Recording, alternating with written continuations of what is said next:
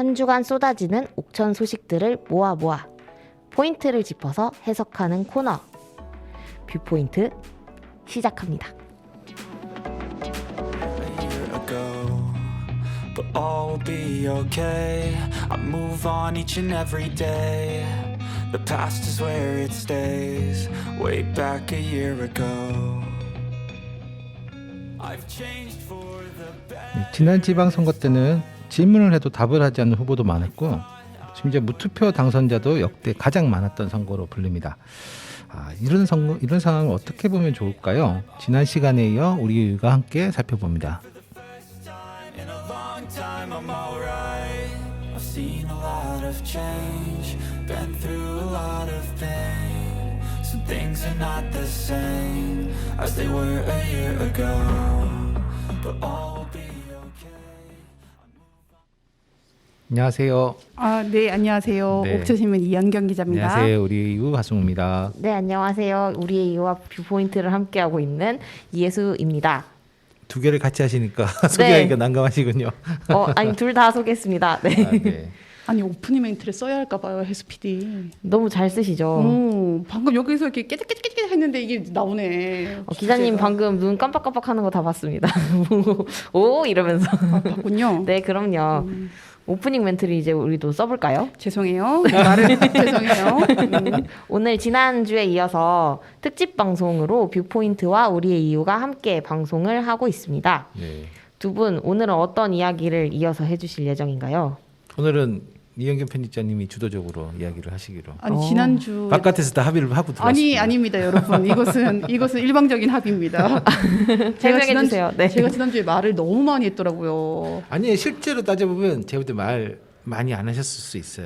아니 이게 무슨 그리고 또 주장인가요? 우리 PD님이 중간중간에 드러내실 수도 있어요. 그랬구나. 네. 그래서 청취자분들은 잘 모르시니까 편하게 말씀하시면 될 것 같아요. 뭔가 좀 이렇게 말린 듯한 이 느낌은 뭐지? 어허. 아니 아까 막 이렇게 포인트 1, 2, 3 다 밖에 쓰고 계셨잖아요. 진짜 여기 포인트대로 하시면 되죠. 부포인트라서 포인트 1, 2, 3으로 가는 거죠. 그럼요. 야, 맞습니다. 포인트를 짚어줍니다. 코너가 아주 그냥 체계적인. 그 코너 진짜 열심히 못한 지가 지금 그죠? 네, 빨리 복귀하세요. 어머 세상에 이거 피디님 이거 요 멘트 드러내 주세요. 그럴 수 없죠. 편집. 네. 편집권은 저에게 있습니다. 세상에 우리 그래 어쨌거나 이제 중요한 얘기로 넘어가서 저희가 아까 전에 잠깐 이게 방송 꺼져 있을 때 얘기를 네. 나눴는데 첫 번째로 얘기해 보고 싶은 것이 지방 선거에 나오는 후보자 스스로가 너무 중앙대 지방의 이런 거에서 지방화를 너무나 본인 스스로가 얘기하는 거에 대해서 문제점을 이번 선거에서 특히 더 많이 느껴가지고 네. 이 부분에 대해서 좀 얘기를 한번 짚고 넘어갔으면 좋겠습니다. 네. 어찌 보면 지방선거인데 너무 중앙에 종속되어 있는 네네. 선거라는 것이죠. 네네. 그런 좀 가장 크게 그런 점을 느끼신 게 어떤 거에서 조금 그걸 강하게 느끼셨을까요? 이번 지방선거의 광역단체장 선거에서 특히나 우리 충북에서만 이런 현상이 발생한 건 아닌 것 같고요. 네네. 당연히 대통령 취임에 그걸 노렸겠죠. 노렸는데 마치 강한 단체장을 뽑으려면은 대통령과 같은 당에 네. 소속되어 있는 후보자를 밀어줘야 된다라는 느낌의 이야기를 너무 후보자 당사자가 많이 하고 다녔어요. 대통령도 국민의힘, 네네. 도지사도 국민의힘, 마침 우리 충북 지역, 우리 동남 4구는 박덕흠 의원이 국민의힘 소속이니까 국회의원도 국민의힘, 군수도 국민의힘, 내리 국민의힘으로 밀어달라 얘기를 너무 많이 하셨고요. 그게 마치 어떠한 그 유세 현장에서 가장 먼저 나오는 이야기였고 유세 현장에 나오신 후보님들이 할 얘기가 없을 때는 늘 그 얘기를 하셨고 반복됐고 이게 선거가 시작 마지막까지도 이 이야기가 가장 강조가 됐어요. 근데 지방선거에서의 그러면은 지방선거의 의미가 뭐냐? 다른 네. 총선과 대선과 다른 의미가 뭐냐? 네. 지방자치가 중앙의 그 시스템과 다른 거는 또 어떤 거냐? 주민의 가장 밀접한 삶의 질을 책임지고 있는데 그런 걸 어떻게 고민을 그동안 후보자께서 해왔는지에 대한 이야기가 다 생략이 돼버린 거예요. 그러니까 이게 유권자께서는 별다른 공약 자체가 없다. 너무 볼 게 없다. 네. 라는 말을 할 수밖에 없는 상황들이 그렇죠. 나왔죠. 뭐 제가 볼 때는 한 두 가지 정도 원인이 있을 것 같아요. 어쨌든 첫 번째는 사업을 하려면 돈이 있어야 되는데 돈이 사실 이때 우리가 지방자치제가 실시된 지가 오래됐다고 얘기해 민선 8기까지 왔지만 사실 재정 분권이 안 돼 있는 상태에서 계속 온 거죠. 사실 뭐 재정 자립도나 이런 거 보면은 오히려 지방자치 실시 초기보다 지금 더 떨어진 상태. 사업을 하려면 돈이 있어야 되는데 돈줄은 중앙정부가 쥐고 있어. 그러니까 공약도 중앙정부 눈치를 계속 볼 수밖에 없는. 그리고 아마 대통령과 원팀이다라고 한 얘기는 이번 선거만이 아니라 제가 2018년 지방선거 때도 모 자치단체의 후보의 공약 그 플랜카드 제목은 대통령의 한 라인이었어요. 이 본인이 청와대 비서관 출신이라고. 그러니까 역대 지방선거 항상 그래왔던 이유는 결국 큰 사업을 하기 위해서는 중앙정부 힘이 반드시 필요한데 그러려면 대통령이나 국회의원 눈치를 볼 수밖에 없다는 거죠. 왜냐하면 거기서 이제 예산을 편성하니까. 어쨌든 그렇게 하다 보니까 자연스럽게 뭐 특히 광역 같은 경우에는 공약들이 중앙정부와의 의존성 때문에 계속 그렇게 갈 수밖에 없는 면이 하나 있는 것 같고요.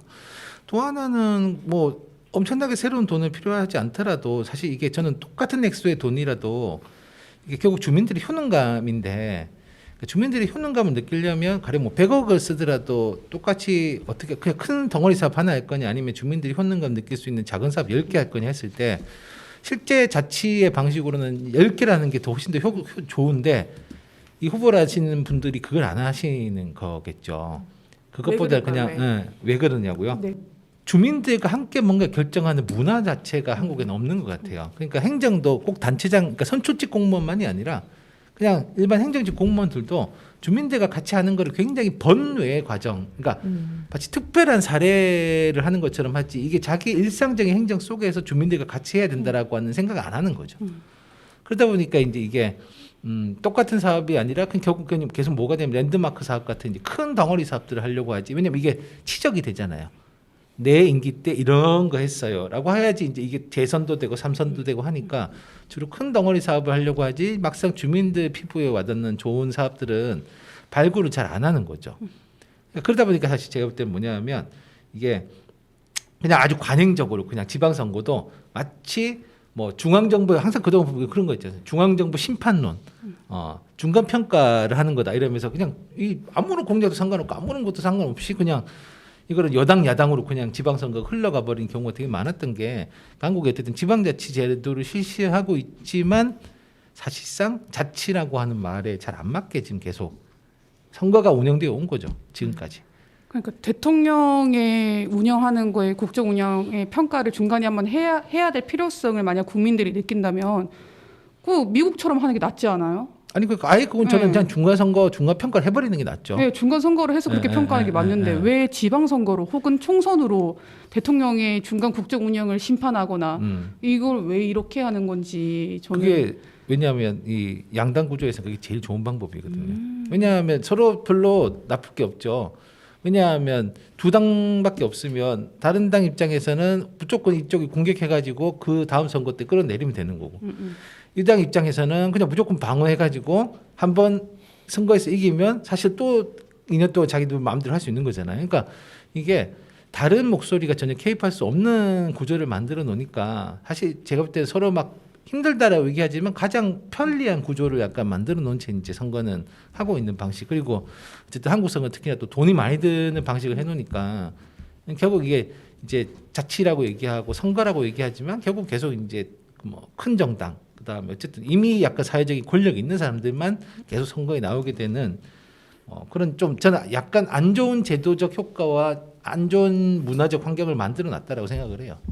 그래서 지난번 우리가 얘기했던 거랑 마찬가지로 저는 이번에 이런 심각한 상황들을 계속 이야기를 하면서 지방선거가 끝났다고 얘기할 게 아니라 선거제도의 개편이라든지 네, 정당법의 맞습니다. 개편이라든지 네. 이런 거를 계속 이야기를 끌고 가야 된다고 저는 생각을 해요. 맞아요. 왜 계속 반복되니까 그러니까 너무 지치더라고요. 그렇죠. 근데 문제는 또 그런 권한이 행정부와 국회이기 때문에 그래서 어쨌든 세계는 바뀌어야 될 것 같아요. 어쨌든 이 그 공직선거법 바꿔야 되고 정당법 바뀌어야 되고 그다음에 어쨌든 이 정치 자금과 관련돼 있는 법도 저는 약간 손을 같이 봐야지. 왜냐하면 이게 어쨌든 그 한국은 이미 기득권한테 자꾸 이쪽에 그걸 보장해주는 이 사람들이 더 많이 할 수 있도록 보장해주는 현이라서 어쨌든 그런 것들 좀 저는 권력도 나누고 그런 돈의 흐름도 나눠야지 이게 좀 정치가 깨끗해지고 하지 않을까 뭐 그런 생각이 듭니다. 맞습니다. 특히 이번에 무투표 당선되신 분들 되게 많잖아요. 아, 네네. 혹시 해외에서는 사례가 없나요? 이렇게 무투표 당선되는 게 아니라 찬반 투표라도 할 수 네. 있게끔 유권자가 선택을 할 수 있게끔 해주는 게 없나요? 글쎄요. 그러니까 이게 무투표라고 하는 게 결국은 그 2인 선거에 2명만 낸다라고 하는 거잖아요. 이거 사실 되게 이거는 정치적 야합의 과정인 거잖아요. 이건 제도적으로 뭐 어떻게 보장돼 있는 게 아니라 그냥 2명 뽑는데 큰 정당이 우리 1명씩만 내자 이렇게 하는 거라 가지고 그리고 다른 데 사실 이것도 약간 지역구 선거의 특징이잖아요. 비례에서는 사실 이런 이 없죠. 왜냐하면 이거는 정당이 투표하는 거기 때문에 그러니까 사실은 이 소선거구제 지역구 투표에서 아주 한국처럼 이상한 정치 문화를 가지고 있는 곳의 약간 특징이라서 해외에서 유사 사례를 찾을 수 있을까 이건 잘 모르겠어요. 사실 근데 국민들이 비례투표 늘리는 것에서 거부 반응을 보이는 이유가 내가 직접 뽑지 못한다는 약간 그런 게 굉장히 강하신 건데 네. 비례 후보 1번부터 뭔가 순서 정할 때 정당에서 주민 의견을 좀 수렴해서 순번 매기는 거 이런 거는 좀 되고 있나요? 다른 지역에서? 주민에게 수렴하는 게 아니라 그것도 뭐 투표 방식에 따라 다른데 투표용지 자기가 선호하는 후보를 그 정당에서 직접 찍을 수 직접 이렇게 지명할 수도 있는 거고요.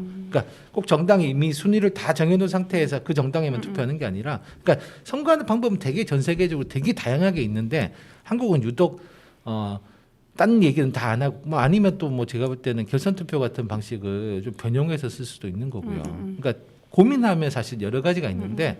우리는 그냥 다 고민하기 싫은 중앙선관위 이런 큰 조직이 있음에도 그 조직도 사실 별다른 대안을 안 내놓고 있는 거죠. 사실 지방선거를 치를 때마다 선거를 치를 때마다 오히려 후보님들께서 선거관리위원회의 역할을 모르겠다는 얘기를 굉장히 많이 해주세요. 네. 그러니까 우리 지방선거 투표율을 보면은 대선이랑 총선에 훨씬 못 미치거든요. 맞아요. 네. 그러니까 잘 모르시기 때문에 근데 잘 모르시면 안 되는데 가장 내 삶이랑 가까이 있는 건데 그래서 선거관리위원회 미션을 좀 줬으면 좋겠어요. 각 선거관리위원회마다 투표율이 70%가 안 넘으면은 페널티를 준다던가 아니면 그 70%가 투표율이 안 된 지역은 다시 투표해야 된다던가 이런 강력한 뭔가 페널티를 줘서 선관위가 계속 선거운동 내내 투표를 독려하고 장려하고 그러니까 관심 없으면 당신 공보물 이거 보세요. 근데 이런 걸로 또 관심 없으면 다른 방식의 그 후보님들의 정책을 볼 수 있게 뭐 계속 개발한다든가 이런 고민을 좀 많이 했으면 좋겠어요. 그렇죠. 근데 뭐 선관위 입장에서는 70%가 높은 비율입니다. 네. 사실 지금. 네, 그러니까 사실 그래서 선관위 역할에 대한 질문은 계속 있습니다. 왜냐하면 또 이게 선관위가 지역 선관위가 특히나 보면 유권 해석을 잘 못하기 때문에 계속 중앙 선관위에다 문의해야 되는 불편함도 있는 거고요. 또 일상적으로 이게 그냥 자꾸 선관위가 감시 역할만 하는데 말씀하신 것처럼 좀 긍정적인 역할을 해야 되는데 지금은 계속 부정 선거 감시 활동만 하는 거잖아요. 그것도 선거 때 사람 사가지고. 그러니까 이게 사실상 보면 일상적으로 선관위가 존재해야 될 이유가 뭐냐. 그러니까 자꾸 선관위가 이제 뭐 농협이나 이런 선거에 자기들이 이제 일종의 공정성 이렇게 해서 개입하긴 하는데 사실 일반 기업이나 그런 선거에까지 뭐 노조 선거 이런 것까지 왜 중앙 선관위가 왜 해야 되는지 이거 사실 알 수 없는 부분들이기도 하거든요. 그래서 말씀하신 대로 진짜 선관위가 존재해야 한다면 자기의 존재 근거를 보여줘야 되는 부분들이 좀 있는 거죠. 말씀하신 대로 이제 그냥 공보물도 되게 웃겨요. 공보물 발송 비용도 다 후보들이네요. 맞아요. 그럼 사실 선관위가 하는 일 뭐야 이렇게 이제 할 수밖에 없는. 그래서 좀 그런 일들을 자기들이 적극적으로 해야 되겠죠. 이제 맞습니다. 홍보하고 알리고 특히 뭐 무투표 당선 같은 경우에 이거는 뭐 벽보도 없고 진짜 이거 누가 나온지도 모르잖아요. 벽보도 안 붙여요? 무투표 당선자들은? 무투표 당선은 사실상 그게 공보물 자체도 발송하는 거 아무것도 안 하는 거죠. 네. 공보물에 몇 투표소 이미 왜냐하면 이미 결정됐다고 장에다가. 나오잖아요. 그러니까 사실은 무투표 당선자들은 사람들 몰라요. 정책이 뭔지도 몰라요. 그럼 최소한 선관위가 맞아. 그걸 알려줘야 되는. 이름도 얘기 안 해준다. 그러니까요. 맞다. 끝이잖아요. 그냥 무투표 당선자 됐습니다. 끝 이렇게 해야 되는 거잖아요. 세상에. 하여튼 그래서 좀 그런 것들을 이제 바로잡는. 그러니까 어쨌든 한국의 선거 과정은 그 자체로 되게 개선돼야 될 점이 되게 많다라고 생각합니다.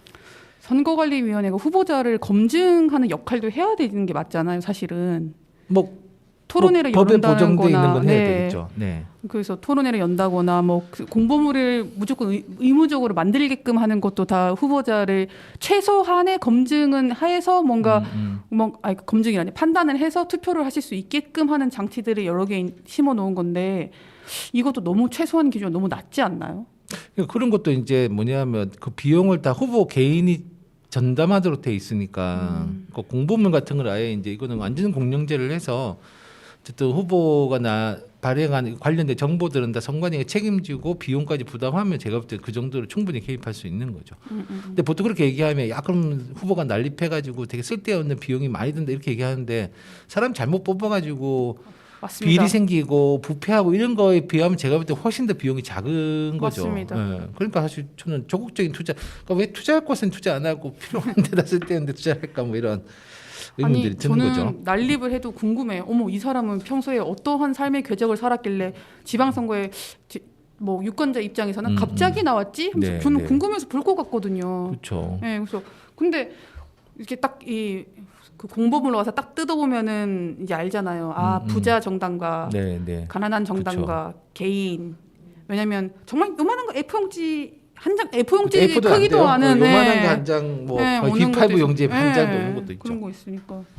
근데 왜 이 얘기를 계속 했냐면 자연스럽게 두 번째 포인트. 네. 후보자를 검증을 해야 되는데 음. 여기에 대해서 어떻게 좀 이렇게 접근을 해야 될까라는 고민이 좀 있어서 사실 이번에 취재를 하면서 저는 옥천 주민들의 스스로 뭔가 말하고자 하려는 욕구나 요구가 그 어떤 지방선거에서보다 굉장히 높아졌다라고 저는 느꼈어요. 이게 네. 현장에서 있으면서.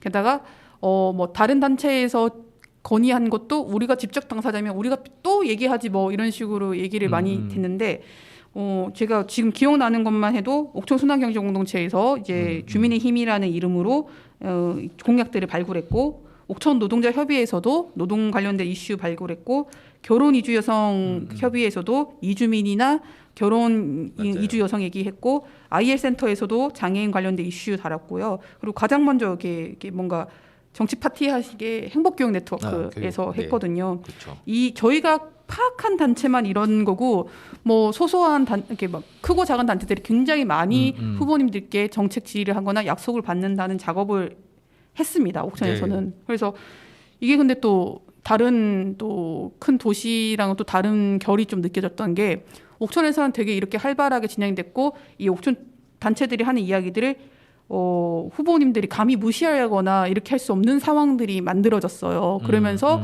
후보님들이 너무 피로도를 호소하는 상황까지 그런 지경에까지 이르렀는데 피로도를 호소할 지연정 완전 이렇게 뭐라고 하지 무시하진 않았거든요. 답변을 무응답을 한다거나 네. 너는 이야기해라. 난 내 갈 길 가련다. 내 방식대로 하련다. 이런 느낌은 아니었는데 조금만 벗어나서 청주만 해도 시민 단체들이 너무나 많은 무력감을 느끼면서 이제 존재의 이유에 대해서 고민을 하고 하는 상황들을 옆에서 보면서 옥천이랑 또 다른 상황이 좀 만들어지고 있구나라고 생각이 좀 들었었어요. 제가 볼 때 옥천이 가장 모범적일걸요 이번 지방선거 때. 저도 어디 가서 그렇게 당당하게 제안한 거는, 그러니까 말씀하신 대로 그렇게 많은 곳에서 그냥 이것 좀 해주세요가 아니라 우리가 제안하는 거 당신이 받을 거야 말 거냐 이렇게 한데 그렇게 많이 한 데가 제가 알기로는 없어요. 게다가 옥천 주민들이 2018년 때도 이 정책 질의를 했는데 해보니까 구체적으로 얘기 안 하면은 안 맞아요. 되겠더라라는 교훈을 얻어가지고 굉장히 디테일하게 만들었어요. 그러니까 주민들이 지방선거 앞두고 공부하면서 디테일하게 만들어내기까지 얼마나 많이 머리를 쥐어 짜시겠습니까? 그러니까요. 근데 회의를 몇 번 했겠습니까? 사실 그거 후보님들이 캠프에서 하셔야 될 이야기거든요. 그래서 저는 아까 응. 말씀하신 후보들이 지휘서가 많아서 너무 힘들다 이렇게 말하면 안 된다고 생각해요. 저도 왜냐면 마찬가지. 주민들은 아무것도 없고 사실 자기 돈 비용 내고 해가지고 그렇게 모여가지고 그런 궁리하는데 본인은 공인이고 그리고 사실 캠프에 있어 보면은 질의서에 답변하는 게 또 공부가 되기도 하거든요. 그렇죠. 본인들 공약이 제대로 못 담아낸 부분들을 답변서 쓰면서 이제 공약이 만들어지는 거. 그러니까 사실은 고마워야 되는 부분. 그러니까 맞아 고마워해야 되는데 이렇게 네. 열심히 성실하게 답변하시면서도 공보물 찍기 전에 이런 활동을 좀 해주시라 이런 얘기도 하셨어요. 그러니까 너무 13일 사이에 막판 13일 동안 네, 정말 제일 네. 바쁜데 그때 막 이제 오라고 하고 뭐 이렇게 얘기 주고 하면은 꼼꼼하게 검토할 시간이 없다라는 그거는 선관위 얘기하셔야지. 그런 불만들도 얘기하셨고 네. 그렇다 보니까 꼼꼼히 검토할 시간이 없으니까 이거는 거의 발목 잡기 하는 거냐 사전에 이렇게까지 표현하시는 후보님들도 있었습니다. 근데 저는 그거 말도 안 되는 것 같은 게 그 이전부터 분명히 그냥 행복교육 네트워크를 예시로 들면 그 이전부터 주민의제 모임을 계속 지속해왔고 거기에 분명히 참여하실 기회는 충분히 있었는데 참여를 안 하시다가 뭐 나중에 갑자기 나온 의제인 것처럼 생각하시는 거는 그냥 그동안 참여를 안 하신 거다라는 생각이 듭니다. 네. 정확한 지적이십니다. 네. 맞습니다. 근데 행복교육 네트워크는 제일 빨리 하긴 했습니다. 어쨌든 네. 근데 그 이전에도 사실 다른 주민들의 이야기가 이렇게 의제 모임의 형태는 아니더라도 곳곳에서 이야기가 분명히 나왔잖아요. 신문만 봐도 계속해서 이야기가 나오고 있었는데 그게 뭐 갑자기 튀어나온 이야기는 아니지 않나요? 네. 저도 매우 동의를 하고요. 주민들이 찾아가기 전에 먼저 공약 만들 때 고민이 됐으면 먼저 찾아가서 요즘 어떤 게 가장 큰 문제냐고 물어보고 거기서 시작해가지고 공약을 만들었었어야 맞는데 그러니까 후보님들이 늦은 거를 마치 주민들이 늦은 것처럼 얘기하시는 그러니까요. 것이 조금 그랬죠. 그래서 많은 단체들에서 지금 정책 질의를 준비했던 단체들에서 오히려 굉장한 피로감을 느낀 것은 단체들이었어요. 맞아요. 그러니까 그래서 엄청난 그 약간 하소연을 저한테 굉장히 많이 하셨는데 제가 이거를 듣다 못해가지고 이거는 진짜 기사를 써야겠다라고 이렇게 말을 탁 건네면은 아유 하지마 이렇게 얘기를 하시니까 또 하지만 짤막하게라도 넣었습니다. 아이고 사실은 요즘은 기술이 발달해서 공부물 디자인 바꾸는 거 별로 힘들지도 않아요. 뭐 반나절이면 끝나는데 뭐 공부물 만들기 전에 얘기해야 된다. 뭐 그러니까 그게 뭐냐 말씀하셨다시피 본인 그림만 그리고 있고 정작 정치를 하겠다면서 주민들 얘기는 제대로 안 듣고 있었다는 얘기인 거잖아요. 그럼 네. 반성을 해야지. 자정을 내면은 공직자로서의 기본적인 자세가 안 돼 있다라고 저희가 봐야 되지 않을까요? 그러니까요. 네.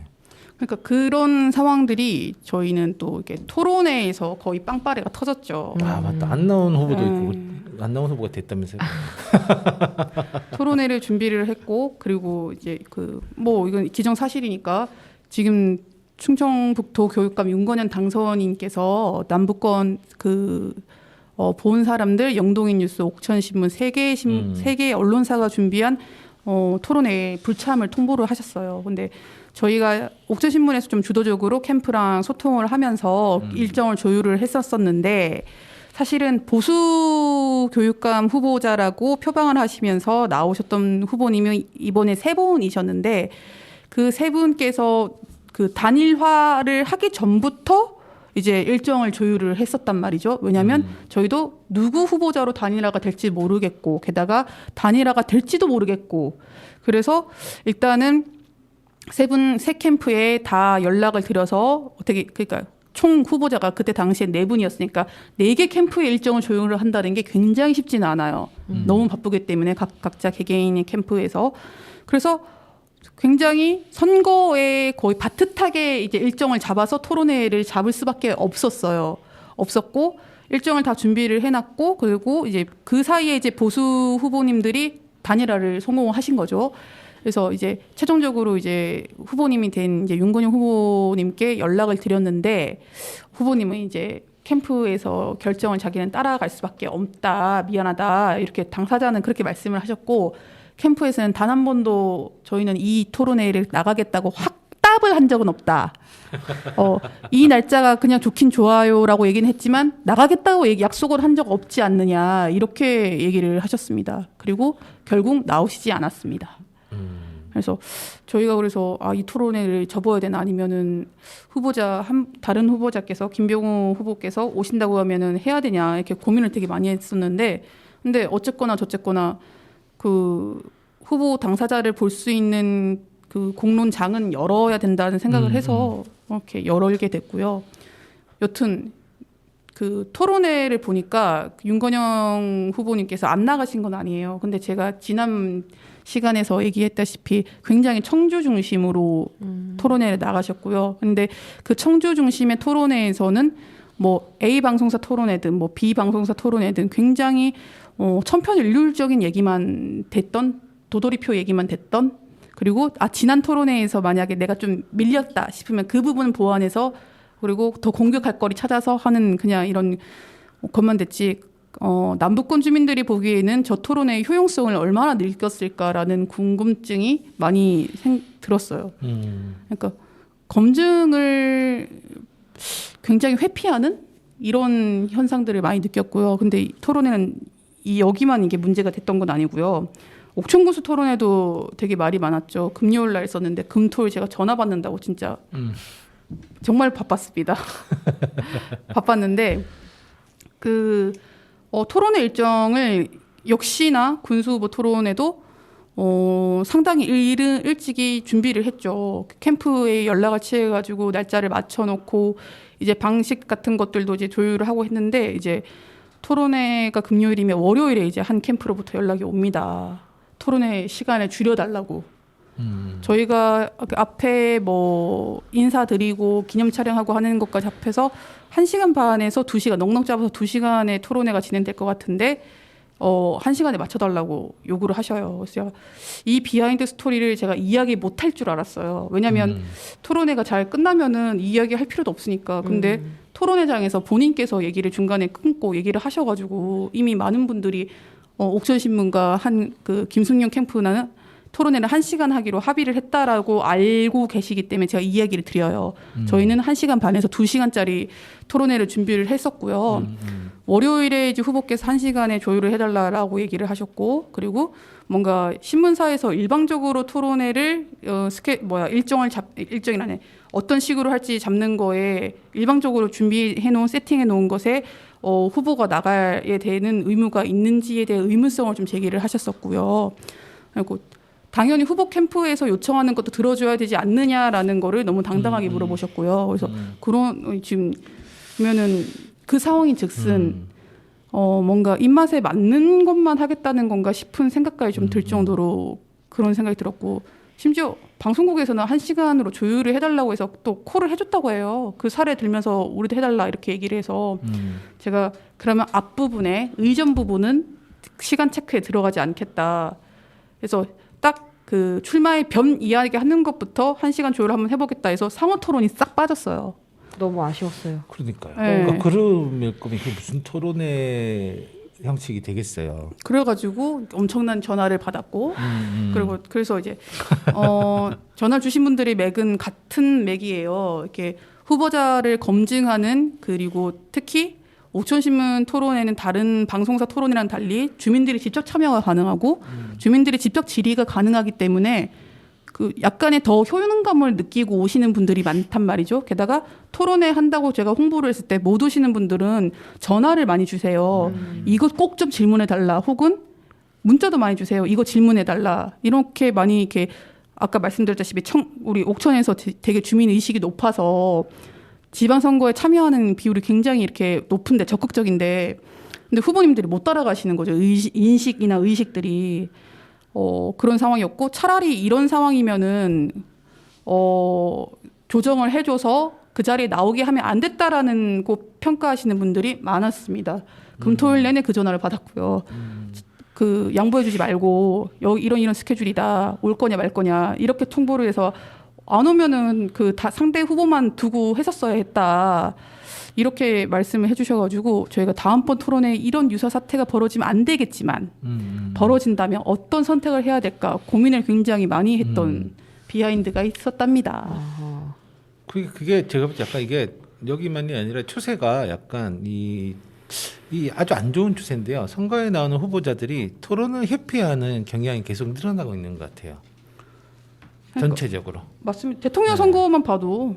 그러니까요. 대통령 그러니까 후보가 그러는데 왜 우리는 이렇게 하면 안 되냐 이렇게 나오니까. 그러니까 이게 기본적인 민주주의라고 하는 거는 정치에 관련된 기본적인 정보값을 늘려야 되고 사람들이 궁금해하는 것에 대해서 정치인은 해명해야 될 의무가 있는데 한국은 정치 이 당선 선거에 나온다라고 하는 게 약간 진짜 권력 자리를 놓고 다투는 것처럼 돼버리니까 결국 내 표에 영향을 미치지 않을 것 같거나 아니면 내 표에 뭔가 좀 안 좋은 영향을 미칠 것 같다고 생각하면 그냥 아예 말 자체를 안 해버리는, 그러니까 무시하거나 회피하거나 질의에도 답하지 않고 뭐 이런 게 해도 된다라고 하는 굉장히 안 좋은 문화적인 인식이 제가 볼 때는 확산되고 있고, 물론 말씀하셨다시피 그런 확산에 이제 뭐 어쨌든 최고 권력도 그렇게 기여하고 있는 거죠. 저는 사실 7자 이런 거 보고 되게 깜짝 놀랐거든요.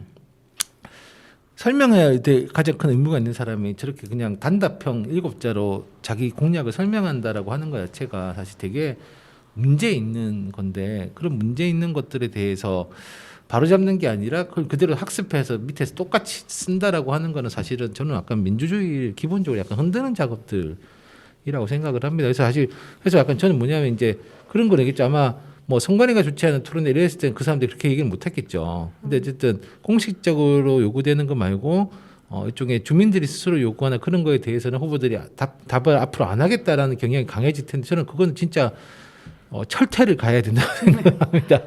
그렇게 하면 진짜 앞으로 공직선거 자리에는 얼씬도 못하게 해야 되는 게 아닌가. 그리고 사실 시민들도 사실은 이제 그런 물론 그런 사람 뽑아주는 이제 시민들한테도 이제 문제가 있는 건데, 그러니까 선거라고 하는 게 도대체 우리한테 어떤 의미인지에 대해서는 약간 좀 사람들이 다시 고민하면 좋겠다. 이런 식으로 사실은 우리가 사람을 뽑아도 되는 건가? 그리고 그렇게 뽑힌 사람이 그렇게 많은 권한을 가져도 되는 건가?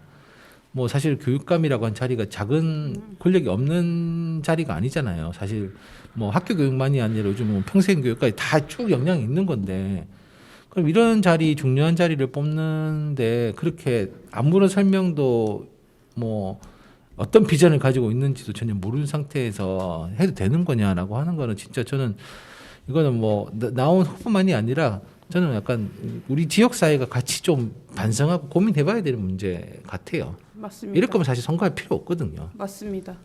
그래서 그 토론의 애티튜드가 선거 결과로 반영되길 간절히 바랐지만 그러지는 않은 상황이기 때문에 뭐 대통령 선거도 마찬가지였죠.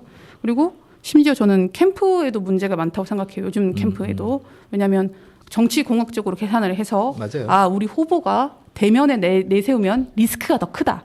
판단을 했으면 서면 답변서라도 열심히 작성을 해서 보내는 그래야지 그 후보의 리스크 관리를 하는 거라고 보는데 요즘은 서면 답변서도 굉장히 불성실하게 무응답으로 나가는 케이스가 많아요. 네. 많고 저희도 사실은 이번에 선거 운동 기간이 원체 짧았고 이런 문제가 있다 보니까 도지사 후보님들을 모시는 토론회는 결국엔 일정 조율을 못했어요. 네. 못했는데 진짜 양쪽 캠프 전화기 2개 들고 진짜 조율을 했는데 단 하루도 비는 날이 없었어요. 그래서 너무 아쉬워. 오히려 어떠한 캠프에서는 노영민 캠프에서는 남북권 토론회 못 가는 거에 대해서 굉장히 아쉬워하셨어요. 근데 본인조차도 시간이 진짜 안 됐었거든요. 그래서 대신에 서면으로 좀 우리가 질답을 받겠다라고 사전에 얘기를 좀 해서 굉장히 드렸는데 노영민 캠프에서는 어쨌거나 왔어요. 답변서가 왔는데 김영환 캠프에서 안 오는 거예요. 그래서 전화를 드렸더니 예 하고 있습니다 이렇게 얘기를 하는데 뭔가 전화 뉘앙스에서 느껴지는 게 다 있잖아요. 그래서 저희 캠프 쪽 관계자들한테 이렇게 돌려서 언론 담당자가 아니라 여쭤보니까 뭔가 언론사들마다 그리고 시민사회단체마다 뭔가 가려서 답변을 지금 하고 있는 전략을 쓰고 있었더라고요. 그래가지고 저희가 좀 항의를 해서 급하게 진짜 지금 막 담당자가 작성하고 있다는 느낌이 많이 들었는데 그럼에도 불구하고 저희가 윤정기 돌아가기 전까지만 보내라 그러면 편집해서 내보낸다 이런 마음을 먹고 있었고 그래서 어쨌거나 저쨌거나 윤정기 돌아가기 전에 답변서가 왔는데 말 맥락도 안 맞고 갑자기 이 얘기를 왜 하지 싶고 이 수치는 왜 갑자기 나왔지 이해가 하나도 안 돼서 우리 취재 기자가 뭔가 검색을 해봤어요. 그 말 그대로. 게다가 너무 당당하게 몇 가지 질문들은 사실 홈페이지에서 뉴스 긁으면은 그게 뉴스 긁은 거라 표시돼가지고 여기 무슨 www. 무슨 뉴스점 이렇게 나오잖아요. 그것조차도 못 지워서 보낸 것들도 여러 개가 있는 거예요. 그러니까 처음에는 몇 가지 답변 보고 이거 복사 붙이기 한 느낌이 좀 나는데 했는데 뒷문장 가니까 그것조차도 못 지운 것 답변들이 많아서 이게 저희가 절반이 넘니? 제가 물어봤어요. 이게 급한 상황도 우리가 충분히 이해해 줄 만한 상황인데 굉장히 우리가 후보자 입장에서 생각을 해보자고 이렇게 보수적으로 판단했음에도 불구하고 이거 넘어갈 수 있는 상황이 아닌 거예요. 그래서 복사 붙이기 답변서를 한 거에 대해서 또 썼죠. 그러니까 캠프도 굉장히 문제가 많다 지금. 그래서 그랬습니다. 이 검증을 어떤 식으로 해야 되고 근데 검증을 해보려고 하는 이 시민사회단체의 영역은 계속 잘하고 있는데 그것을 회피하려고 하는 후보자들이 더 양산되고 있는 상황에서 이 충돌이 언제쯤 한번 진짜 부딪혀가지고 다 떨어져야 된다. 그 경험을 하셔야 된다.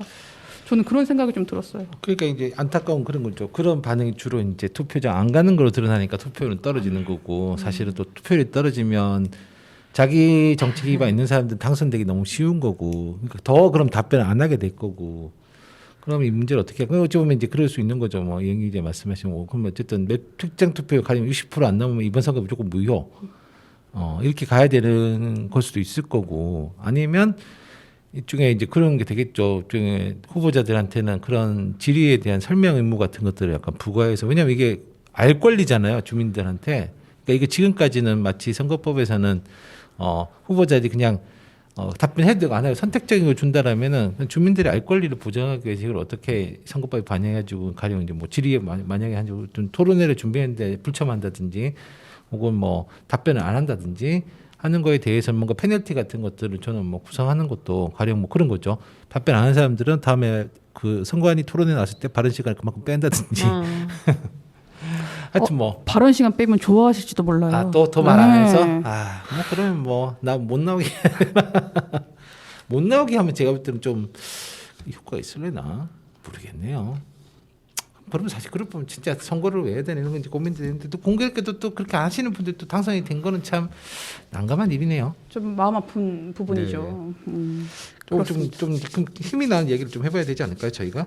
노래 한 곡 듣고 힘나는 얘기 한번 해볼까요? 아 그럴까요? 알겠습니다. 네. 김현철의 그대 내게 행복을 주는 사람 듣고 네, 오겠습니다. 힘이 나네요.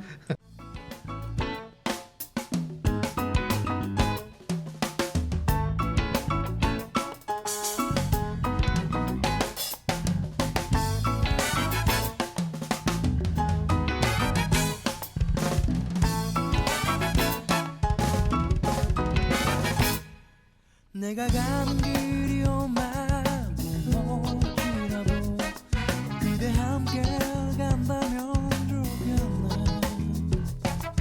우리 가는 길에 아침 햇살 비치면 행복하다고 말해주겠네. 이리저리 둘러봐도 제일 좋은 건 그대와 함께 있는 것. 그대 내게 행복을 주는 사람. 내가 가는 길이 험하고 멀지라도 그대 내게 행복을 주는 사람. 때론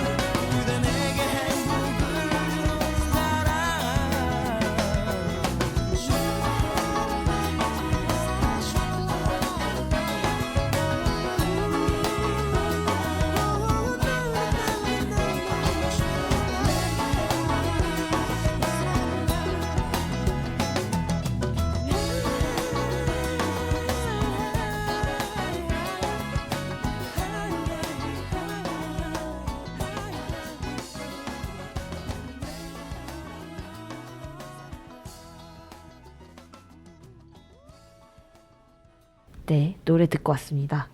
아, 좋은 말씀을 방금 전에 툭 네. 하고 던져주셨어요. 이번 선거를 한마디로 정리하셨네요. 전국적인 상황들을. 뭐죠? 무투표 당선과 묻지마 당선. 저 이거 네. 내일 저 토론에 나가는데 한번 써먹어도 될까요? 그럼요. 쓰셔야 예. 됩니다. 마음껏. 감사합니다, 원작자님. 이제 옥천 얘기를 좀 해보면 좋을 것 같습니다. 네, 좋습니다. 옥천은 좀 희망적인 이야기들이 있으시다면서요? 저희도 감히 이런 결과를 예상을 솔직히 못했어요. 지금 당선인께서 섭섭해할 수 있는데 저희 예상 이만큼의 결과가 나올 거라고 예상을 못했는데 네, 오랜만에 진보 정당에서 네. 당선자가 네, 의회 입성을 하시는 분이 나왔습니다. 전국을 떠들썩하게 하던데요, 지금. 그렇죠. 네, 옥천 군위의 다 선거구 이렇게 청산, 청성, 안내, 안남 선거구에서 진보당의 소속으로 나오신 송윤섭 후보님께서 네. 당선인의 이름을 올리셨습니다. 심지어 1위. 1위로 하셨습니다. 그래서 네. 그 부분이 저희가 감히 예측하지 못했던 부분이었어요. 그렇죠. 게다가 안타깝게도 선거가 치러지면서 그 군의원 선거에서 그 군의원 후보님의 정치적 토대가 어디에 두고 있느냐가 굉장히 막판으로 갈수록 영향을 미치는데 네. 송윤서 후보님께서는 가장 그 4개 선거구 중에서 가장 인구수가 적은 안남 출신이었어요. 그래서 네. 안남에서 아무리 몰표를 받더라도 다른 면 지역 주민들이 지지를 보내주시지 않으면은 당선이 될 수 없는 맞아요. 상황이에요. 네. 그런데 지금 당당하게 1위가 되셨고요. 음, 골고루 표를 받으셨어요. 그러니까요. 네, 되게 놀라운 상황이죠. 게다가 안남 제일 많고 안내 많고 청산면 많고 그다음에 청성면 이렇게 받으셨네요.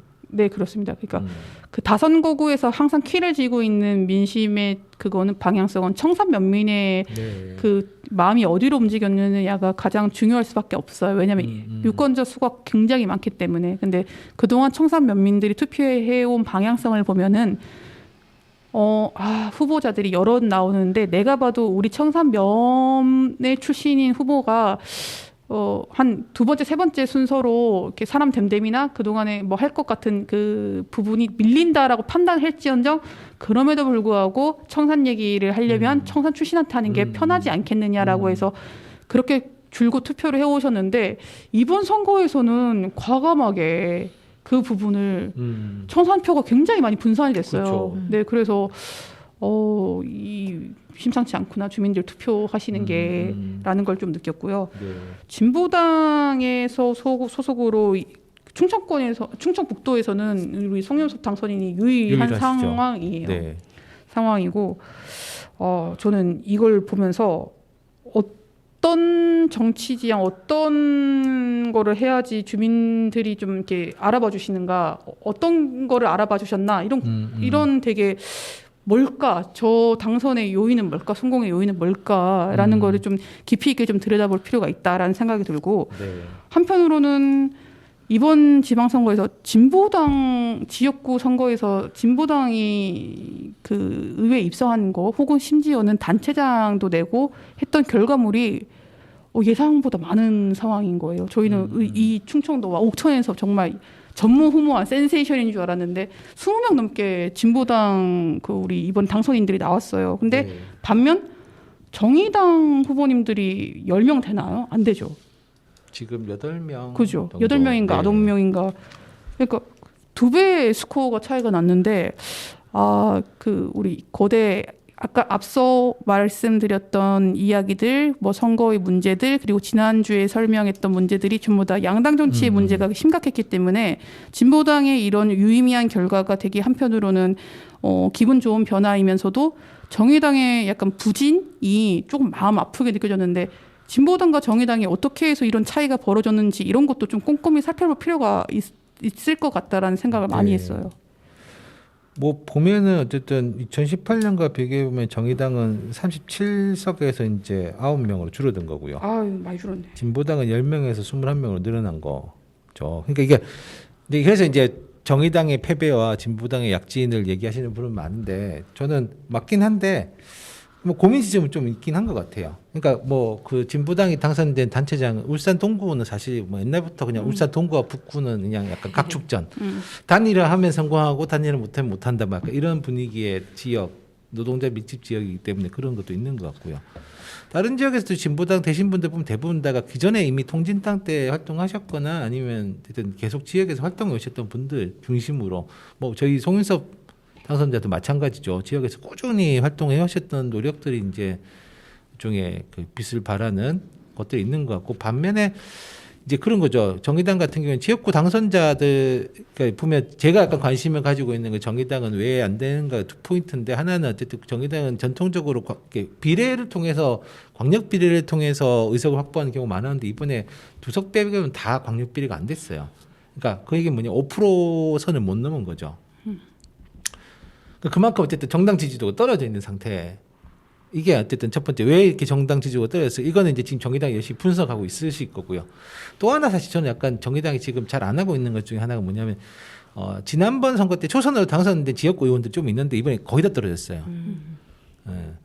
그럼 왜 보통 보면 어쨌든 저희도 보면 이렇게 한번 되면 어쨌든 약간 이게 이제 그냥 좀 관성적으로 그 다음 선거까지 특별한 문제가 없으면 이제 쭉 이어지게 돼 있는데 이번에 어쨌든 간에 정의당의 기초의원들이 그렇게 많이 떨어진 거는 그냥 단지 외부 효과다 이렇게 보기엔 좀 약간 좀 약간 어려운 지점들. 그러니까 그게 어찌 보면 저는 이제 그런 생각도 약간 들기도 하는데요. 그러니까 한국의 선거 지지도는 되게 유동적인 거고, 근데 그 유동성은 정당 지지와는 별로 상관없이 일종의 그러니까 우리가 보면 지역 활동을 기반으로 해서 지지도가 높아진다라고 하는 게 가지고 약간 좀 맹점도 있는 것 같아요.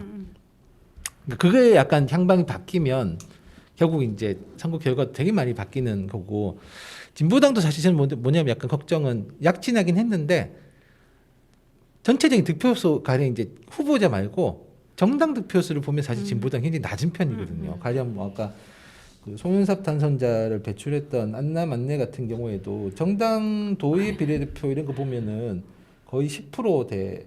그러니까 안남이 10% 원래 송윤섭 후보는 570표를 받았는데 진보당 득표수는 보면 91표거든요. 그럼 결국 이게 후보의 득표랑 정당 지지라고 하는 게 1대1로 매칭이 안 된다라고 봐야 되는.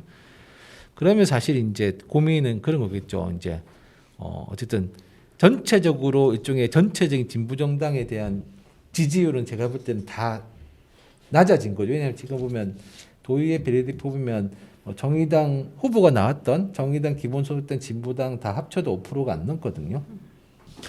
그럼 어쨌든 간에 이거는 진보 정당들이 다 힘을 뭉쳐도 한석 갖기 힘들다라고 하는 거를 이제 보여주는 거고 특히 이번 선거는 민주노총이 어쨌든 간에 중간에서 해가지고 지역구별로 다 한 명씩 그 진보정당 후보를 냈음에도 이렇게 결과가 나온 거거든요. 그러면 사실 이건 약간 이제 앞으로는 이런 식으로 선거구 조정이 잘 안 됐을 경우에 사실 더 떨어질 가능성이 있는 거라 가지고 하여튼 이게 어쨌든 뭐 저희 동네에 이런 오랜만에 이렇게 당선자가 나온 건 되게 환영할 만한 일인데 이게 전체적으로 정치의 흐름이라고 하는 것들을 바꿔줄 거냐. 저희 앞에 얘기했던 것처럼 진짜 무투표와 묻지마 당선자들이 막 이제 토론에 안 나온 사람하고 답변 안 하는 사람이 떨어져야 되는데 우리 당선돼 버렸을 경우에 이 선거적인 문화나 흐름이라고 하는 거 어떻게 봐야 될 거냐는 좀 고민되는 지점도 희망적인 부분도 있으면서 고민되는 지점도 많이 남긴 선거 아닐까 뭐 이런 생각이 들기도 해요. 저는 진보당과 정의당의 이번에 투표 결과 차이가 나온 이유가 사실은 그 말씀해 주신 것도 좀 생각을 좀 해봤지만 근본적으로 뭔가 지역 안에서의 지역의 이슈를 가지고 뭔가 이야기를 계속 꾸준히 하면서 뭔가 꽃피운 결과가 진보당이라는 생각이 좀 들었고 네. 맞아요. 정의당도 그렇게 했었어야 되는데 정의당도 그 사실 중앙 정치에서 양당 정치에서 이제 하는 거에서 그거에 뭔가 아류처럼 따라가다가 지역 안에서 정의당이 할 수 있는 몫과 역할이 분명히 있었는데 정의당조차도 지역 얘기를 많이 안 한 상황? 사실 정의당의 지역 조직이 되게 약한 정당 중에 하나고 예전에 민주노동당 시절에 사실은 지역은 거의 다 지금의 진보당들이 지역을 했었고 사실 정의당은 약간 중앙정치 중심으로 만드는 정당이다 보니까 지역당이 더 약해요. 그렇구나. 네, 그러다 보니까 이제 사실은 지방선거가 정의당이 가장 힘들어하는 선거 중에 하나 오히려. 저도 그걸 느꼈어요. 그래서 정의당이 총선에서는 이러한 정치 활동이 뭔가 효과를 발할지 몰라도 지방선거에서는 네. 필패할 수밖에 없고 근데 맞아요. 지금 정의당이 그렇게 그 끌고 가가지고 그러면은 국회의원 의석수가 많아졌느냐 아닌 상황인 거고 안타깝게도 민주당이 압승하는 상황이 아니면 정의당 몫은 줄어드는 상황들을 우리가 너무나 투표로 여러 번의 결과로 확인을 했는 상황이기 때문에 아까 박사님께서 말씀하셨다시피 이런 지금 지형이라면 어떠한 고민을 가지고 이 문제를 해결할 건지에 대해서 네. 고민이 좀 필요하다. 중앙 정치만 가지고는 힘들다는 거를 좀 아셔야 될 것 같다라는 생각을 많이 들었어요. 그리고 저희 송민석 후보님 또 보면 어쨌든 이 진보당은 전통적으로 광주 전남 쪽 어쨌든 이쪽에 호남 쪽에서의 지지도가 되게 원래부터 그러니까 항상 있었던 쪽인데 거의 이 충북에서는 거의 아까 얘기했지만 거의 단독이고 사실 충남 충북 합쳐도 제가 볼 때는 거의 혼자. 맞아요. 그래서 제가 21분의 당선인이 있다고 하지만은 그 말씀하신 것처럼 그 노동성이 짙은 지역이거나 아니면은 그 농민들이 많은 맞아요. 지역에서 당선된 거랑 다른 의미를 더 가진다. 송윤섭 후보님은 당선인은 아마 진보당 내에서도 제가 볼 때는 아마 송윤섭 당선자님은 의미가 아마 각별하실 거라고 생각을 합니다. 그 아까 말씀하셨다시피 송윤섭 후보님이 안남에서 받은 표와 진보 당이 받은 표 숫자가 더블 스코어 이상이 나잖아요. 그러니까 저희가 선거운동 과정에서 저희도 어느 후보님이 조금 이렇게 물망에 오르나요? 굉장히 많이 묻고 다니는데 네. 진짜 지역 주민들이 진보당은 모르세요. 모르시는데 그래서 윤섭당이라고 부르더라고요. 그럴 수 있죠. 윤섭당 찍어야지 뭐 윤섭당이고 윤섭당은 대체 무슨 당이지? 했는데 생각해보니까 송윤섭 회장님 송윤섭 얘기하시는 거예요. 후보님 얘기하시는 거예요. 그러니까 그 무슨 당인지 모르겠는데 윤섭당 찍어야지 이런 얘기를 많이 하셨어요. 그래서 진보정당은 그런 의미에서 또 과제가 또 있네요. 그렇죠. 그 예전에 근데 대부분 예전에 스페인의 포데모스도 사람들이 잘 몰라서 결국 그 당수인 사람 말총머리한 사람이 그 사람 당이라고. 이해수당 이런 식으로. 그렇죠. 이해수당 이렇게 간 거죠. 이해수당 화이팅. 네. 아마 이게 또 저는 이게 뭐 농촌 이슈도 있을 거고 사실 저는 옥천도 보면 어쨌든 뭐 태양광 난개발이라든지 이런 거에 대해서 이제는 사람들이 조금 이제 약간 뭐라고 해야 될까 이제 더 이상 가만히 있을 수 없는 아까 얘기했으니까 전통적으로 어쨌든 보면 이런 이제 자기 지역 출신들을 무조건 지지해야 된다 생각했는데 어쨌든 자기 지역 출신들이 별로 시원찮은 것 같고 그다음에 어쨌든 그러니까 계속 동네로는 계속 안 좋은 것들이 이제 밀려 들어오고 하는 거에 대한 이제 어찌 보면 약간 민도가 이제 폭발지하는 단계에 이제 가려고 하는 거 아닌가 이런 생각 들기도 합니다. 네. 그래서 근데 청산분들이 청산을 대표할 수 있는 그러니까 청산 주민으로서의 그 뭔가 후보님이 이번에 많이 그 경쟁력이 약했다라고 평가를 하셨었어요. 그러면서 진짜 본 후보 등록 마지막까지 고민을 하셨겠네요. 예, 네. 후보자 찾아서 물색하시는 작업을 하셨던 걸로 제가 알고 있습니다. 근데 진보당에서 이제 당선인을 냈던 것과 같은 맥을 하는 게 저희가 그 사실은 보수 세계 짙은 남부권에서 저희만 단체장이 황교철 당선인이 민주당 깃발을 꽂고 하셨어요. 근데 맞아요. 네. 굉장히 본인의 개인기가 돋보였던 이제 뭔가 정치 선거였다라고 말씀을 많이 해주시는데 그래서 당선인에게 물었을 때 어떠한 결과가 민주당이 겨우 이기는 것도 아니고 10%포인트 차가 그렇죠. 나면서 이길 수 있었던 요인이 무엇이냐고 물었을 때는 생활 정치를 해야 된다는 거를 굉장히 강조를 하셨어요. 근데 그 맥락이 진보당에서 송윤수 회장님도 뭔가 생활 속에서 계속 그러니까 투표가 꼭 정치는 아니잖아요. 그래서 정치적 의사 표현을 굉장히 하셨던 것들이 이게 축적돼가지고 뭔가 되지 않았을까. 황교철 당선인도 자기가 12년 동안 생활 정치를 했기 때문에 1, 2년 한 게 아니기 때문에 그 결과물이 나오는 거라고 보고 계시고 이 생활 정치 중요성은 그 도의원 그 1선거구에 당선되신 유재목 의원님도 굉장히 강조를 지금 더 하시고 계세요. 생활 정치 안 하면은 옥천에서는 당선되기 어렵다. 근데 생활 정치 개념이 약간 제가 생각한 다르기도 한데 어쨌든 네 어떤 의미인지 이해는 하겠습니다. 네. 주민들과 스킨십을 많이 늘려야 된다. 그러니까요. 그리고 지역에 이슈가 있을 때 현안이 있을 때 그때 뭔가 무슨 이렇게 뭔가 애티튜드를 취해야 된다. 뭐 이런 느낌으로 얘기를 해주셨어요. 네. 선거한다고 해서 갑자기 나와서 주민들이 뽑아주는 그렇죠. 그거는 아니죠. 예, 옥천 주민들 절대 그러지 않는다. 무서운 유권자들인다. 이런 말을 하셨는데 이거는 뭐 저는 긍정적이다. 이런 반응들은 네. 그렇게 보고 또 있습니다. 긍정적인 게 있지 않습니까? 이게 또 저희 동네에서 네, 또 찾아보기 힘든. 네, 최초로 이번에 그 의회는 여성 의원이 2분이나 들어가셨습니다. 네. 이 저는 말- 이것도 되게 크다고 생각합니다. 예, 이말인 즉슨 비례 후보자 말고 지역구에서 최초로 여성 당선인이 나왔다라고 볼 수가 있는데요. 이번에는 군의원 나선거구, 동의, 이원, 군서, 군북에서 이제 박정욱 당선인이 여성이지만 처음으로 이제 당선증을 거머쥔 결과물을 내셨습니다. 그래서 아유 여기도 비하인드 스토리가 많잖아요. 비하인드 스토리. 예, 당선인이 이런 말 하면 이렇게 혼날지도 모르는데 여성 후보자라서 굉장히 선거운동 조심을 하셨다고 해요. 예, 가령 어떤 거냐, 이렇게 이 4개 선거구에서는 이게 특히 이원은 묘목 특구라서 네, 농원들이 그렇죠. 굉장히 많은데 옛날에 그런 말 있잖아요. 첫 손님이 여자면은 오늘 장사 망친다. 헐. 약간 그래서 본인이 첫 손님이 안 되게 하려고 아 진짜? 선거운동을 굉장히 또 조심 이런 것까지 야, 디테일하게 신경을 진짜. 쓰면서 이제 선거를 하셨다고 해요. 네. 야, 이거 또 깜놀하네 깜놀.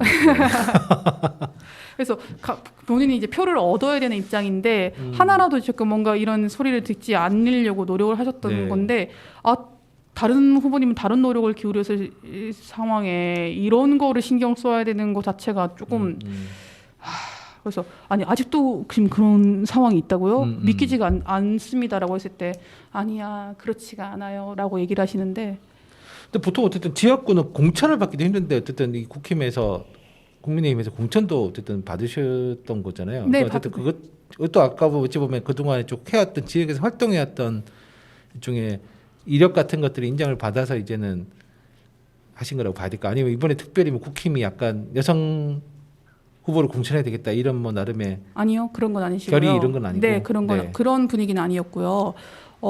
박정욱 당선인의 그 40년에 걸친 그 우리 공직 생활 이력이 있고 그리고 퇴임을 동의면장으로 하셨던 거 제가 기억하기로는 그런데 그래서 동의면이 비율이 높군요. 예 특별히. 그렇습니다. 동의면이 또 고향이십니다. 아하. 예, 그 황색골이 고향이시고 네. 그래서 박정훈 위원장님이 동의면장으로 계셨을 때 동의면에 거의 자치가 가장 꽃피었던 오. 그러니까 동의초등학교가 담장을 거의 낮추고 네, 네. 그 우리 이장협의 회장님들과 이제 박효서 회장님이랑 같이 뭔가 교육 공동체도 활발했고 네. 거기에 면이 되게 발맞춰서 되게 잘했거든요. 네, 네, 그리고 저희가 그렇기 때문에 옥천신문에서 그 시기에 동의면의 취재 갈 일이 굉장히 많았는데요. 면장님 뵙기가 되게 어려웠어요. 왜? 면장실이 안 계셔서 계속 마을로 돌아다니면서 이렇게 체크하고 상황 체크하고 그래서 그 정도로 진짜 발로 뛰셨어요. 그래서 네. 득표율 되게 고르게 받으셨네요. 그렇죠. 그러니까 약간 그런 능력을 인정받으신 거네요. 근데 능정을 저는 주민들이 인정을 해주신 거라고 보고 있습니다. 그러니까 여성 후보들 이렇게 능력 있고 좋은데 많이 추천하시면 좋겠네 공천도. 그래서 사실은 그리고 나서 박정원 위원장님이 그 퇴임 이후에 그냥 이제 거의 뭐 이게 본인의 그 삶을 사시면 되는데 굉장히 또 지역사회에 또 활발하게 또 나오셨어요. 나오셔가지고 지금 중간지원조직 누구나 센터에서 하는 교육이라든지 주민 네. 참여 프로그램 많이 나오셨고요. 그러면서 이제 계속 활동을 반경을 알리셨고 동의면에서 하고 있는 뭐 프로젝트 이런 것도 참여를 많이 하셨고 그랬던 상황들이 켜켜이 쌓인 결과물이라고 저는 보고 있습니다. 그럼 이제 한번 자기 군의회에서 두 분의 여성 의원이 어떤 활약을 할지 한번 주목해 봐야 되겠네요. 주목해 봐야죠. 그래서 좋습니다. 흥미진진합니다. 두 분은 계속 이게 그 뭔가 정치적으로 지금 뭔가 정서적으로 의지할 수 있는 동료 의원을 서로 두 분이라고 김경숙 당선인과 박정욱 당선인은 그렇게 보고 계시고요. 네. 특히 이제 김경숙 당선인은 약간 공직 생활을 해보시지는 않았어요. 않았기 때문에 조금 더 의지를 많이 하고 계신 것 같아요. 그러니까 뭔가 행동대장으로 자기가 나서되 뭔가 이게 맞는 거냐 안 맞는 거냐 방향성을 많이 이렇게 여쭤보실 것 같더라고요. 네. 좋죠 뭐. 어쨌든 저는 옥천의 선거가 좀 흥미롭습니다. 어쨌든 민주당 군수의 군의회는 국힘이 다수당이고 5명이시고 거기에 또 한 명의 진보정당 의원이 진보정당이시죠. 들어가 있고 네. 또 어쨌든 국힘의 5명 중에 2분은 여성 의원이시고 네. 제가 볼 때 약간 황금 비율이라고 볼 수 있는 어쨌든 저는 군청과 군의회는 다른 정당이 되는 게 저는 좋다라고 생각하고요. 어쨌든 또 군의회의 다수당이 되는 거는 어쨌든 뭐 그거는 피할 수 없는 건데 좀 다른 진보 정당들이 섞여서 문제제기 할 수 있는 구조는 되게 좋고 뭐 어쨌든 뭐 전체적인 성비로서는 아쉽지만 어쨌든 간에 두 분이 여성 의원이 되셨다라고 하는 거는 현재 군 단위에서는 제가 볼 때 가장 좋은 구성이 아닐까 뭐 이런 생각도 드는데요. 사실 보훈에서는 여성 의원들이 한꺼번에 3명 이럴 때도 있었거든요. 지역구에서 당선이 그래요? 됐기 때문에. 네. 근데 제가 보훈 상황을 잘 몰라서 네. 이제 그 여성 의원들이 어떤 활동을 하셨는지까지는 잘 모르겠어요. 근데 지금 어쨌거나 두 분에 대한 이 여성 의원 2명이 됐다는 것에 대한 기대감이 너무 높아가지고 네. 무엇이라도 하시지 않을까라는 그런 더한 기대를 보내고 있습니다. 네, 좋습니다. 네. 어쨌든 전체적으로 선거가 깜깜한데 옥천구는 그나마 좀 이렇게 반짝반짝한 게 있어가지고 좋네요. 이번 선거 결과 보고 진짜 다들 옥천 주민들 선거 정말 재밌게 한다 이런 얘기들 많이 해주셨어요. 네. 그러니까 저희가 얼마나 힘들었겠습니까? 예측을 할 수가 없어. 그 개표함을 뜯기 전까지는 예측을 할 수가 없으니까 네. 다양한 시나리오를 막 상상을 해가지고 이게 만들어놔요. 만약 이 후보가 당선됐을 경우에는 이런 요인이겠지. 저 후보가 그렇게 해서 후보자들 별로 거의 다 다 있어야 돼요. 지역 주민들한테 누가 될지 모르기 때문에. 네. 그래서 근데 앞으로도 꾸준히 이런 선거를 해주셨으면 좋겠다. 그렇죠. 신문사는 힘들긴 하지만 어쨌든 약간 보람찬 그렇죠. 네, 선거가 되는 이런 선거를 계속 해주셨으면 좋겠고, 그러니까 진심으로. 저희도 굉장히 긴장감이 올라가는데 네. 저희가 이렇게 긴장감을 하고 높다는 거는 후보자 당사자들이 느끼는 긴장감은 엄청나다는 거거든요. 그런데 긴장을 좀 서늘하게 만드실 필요가 있다. 일 잘 못하면 언제든지 그 자리에서 내려올 수 있다는 거를 계속 보여주셔야 된다. 그것만 해도 옥천 많이 발전한다. 네. 라는 얘기를 좀 드리고 싶고. 마지막은 희망찬 얘기군요. 그러네요. 마지막. 네. 예, 그렇습니다. 시간이 이렇게 됐네요. ESPD님 그리고 그쵸, 뭐 어떻게 들으셨어요? 이야기 하고 싶은 얘기 없어요. 저희만 계속 얘기를 해가지고. 저는 두 분께서 얘기하시는 내용이 너무 알차서 열심히 잘 듣고 있었습니다. 그래도 이제 마지막으로 또 말씀하시고. 선거를 네, 전체적인 선거평, 총평. 유권자로서. 네. 일단 중앙에서 후보자들을 너무 늦게 배출을 하다 보니까 유권자로서 너무 혼란스러웠고, 거기에 지역구 선거에 임하는 후보자들은 모두 다 거기에 그대로 따라가야 한다는 게 사실 굉장히 속상하기도 하고, 유권자의 입장을 듣기보다 앞서 이야기하신 것처럼 사실 지금 의제 모임에서 나온 이야기들이 의제 모임에서만 나온 게 아니고 계속 몇 년간 지역 신문에서도 취재를 하셨고 주민들이 계속 지속적으로 이야기를 해오신 건데, 앞으로는 선거 닥쳐서 벼락치기 하는 심정을 느끼시지 말고 계속해서 그렇게 주민들과 많이 소통을 하시면 좋겠다라는 생각이 들고, 어쨌든 우리 군에서는 아까 말씀하신 것처럼 나름대로는 다양한 의견들을 담을 수 있는 구조가 다른 데보다는 마련이 되었다고 하니 앞으로 더 많은 이야기들을, 주민들의 이야기를 경청해 주셨으면 좋겠습니다. 네. 아주 깔끔한 마무리였습니다. 네. 그러면 마무리할까요? 네. 뷰포인트랑 우리 이유랑 방송 같이 하니까 너무 재밌네요. 그러니까 계속 같이 할까요? 저는 좋은데. 저도 좋습니다. 그러면 우리 방송을 합쳐서 할 수도 있다는 이런 암시를 남기고 같이 방송해 보셨는데 소감이 어떠셨나요? 저는 좋죠. 왜냐면 이혜수 PD랑 얘기할 때 압도적인 지분이거든요. 제 지분이. 그렇죠. 압도적일 수밖에 없습니다. 아니 아무래도 제가 아는 게 훨씬 적고, 그리고 뭔가 이렇게 티키타카 하듯이 받아서 같이 이야기를 하고 싶지만 그러기엔 미천한 저의 저거는 그 변명이고요. 사실은 저도 변명이라 생각합니다. 이혜수 PD가 진짜 너무 바빠요. 여러분 스케줄이 거의 뭐 BTS급이에요. 그래가지고 로드 매니저를 붙여야 되고. 최대한 ES PD의 그 노동력을 줄이는 방향으로 방송을 맨날 준비를 합니다. 네, 그래서 이렇게 분량 차이가, 멘트 차이가 나는 건데, 늘 ES PD는 미리 좀 달라, 자기 공부 좀 이렇게 더 하겠다, 준비할 거 없겠냐, 맞아요. 이런 얘기를 하는데 못하게 제가 하는 거죠. 그래서 저는 그걸 달라고 하면 줬는데 갑자기 제가 되게 나쁜 사람처럼 느껴지는. 무슨 소리세요? 저 주시면 저 열심히. 음악도 하나 정해주세요. 이렇게 막 계속 떠넘기고 있는데 그럼 안 되는 건가요? 저 자료 많이 읽고 공부 많이 해서 방송하는 거 좋아하기 때문에 알겠습니다. 즐거운 방송입니다. 그러면 부포인트는 계속 부담을 덜 드리고 우리의 이유는 계속 부담을 더 드리는 방향으로. 그러면 이 합방은 무산이고 다시 각자 방송을 하는 쪽으로. 네, 알겠습니다. 어쨌든 즐거운 방송. 즐거운 방송. 즐거운 방송이었습니다. 다음 시간에 또 만나요. 다시 만나요. 마지막 곡으로 손디아의 어른 들려드리면서 이번 방송 마무리하도록 하겠습니다. 다음 시간에 또 만나요.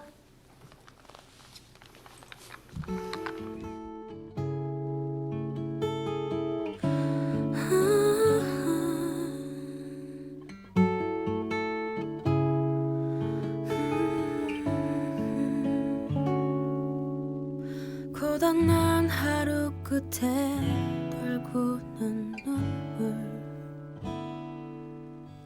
난 어디를 향해 가는 걸까 아플 만큼 아팠다 생각했는데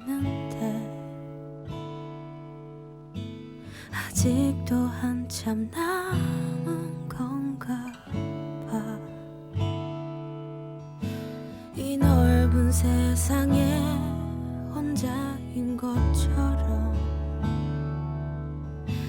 아무도 내 맘을 보려 하지 않고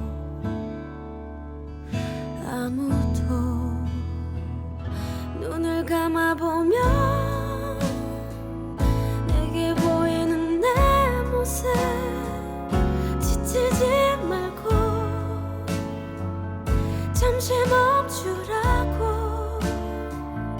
결코 떠지 않던 짙은 나의 어둠을 나를 버리면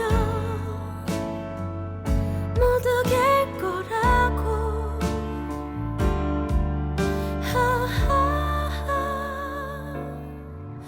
웃는 사람들 틈에 이방인처럼 혼자만 모든 걸 잃은 표정 정신없이 한참을 뛰었던 걸까